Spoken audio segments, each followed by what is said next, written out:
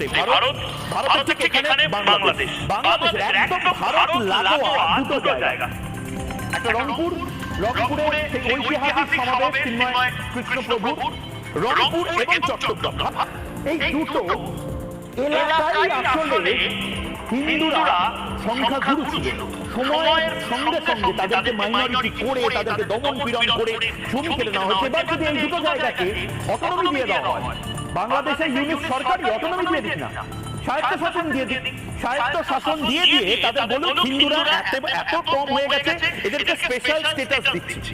বাংলাদেশে তাহলে সংবিধানটাকে আপনারা রিরাইট করুন এবং একেবারে ধর্মীয় মূল্যবোধের ভিত্তিতে আপনারা সংবিধানটা রচনা করুন, এবং সেক্ষেত্রে যারা যারা অন্যান্য মাইনরিটি আছে, হিন্দু সহ অন্যান্য শিখ, জৈন বা বৌদ্ধ, অন্যান্য সমস্ত ধর্ম এবং কাস্টের মানুষরা একটা নির্দিষ্ট জেলায় সংঘবদ্ধ হয়ে তাদেরকে আলাদা ইলেক্টোরেট করে দেওয়া হোক, অটোনোমাস করে দেওয়া হোক।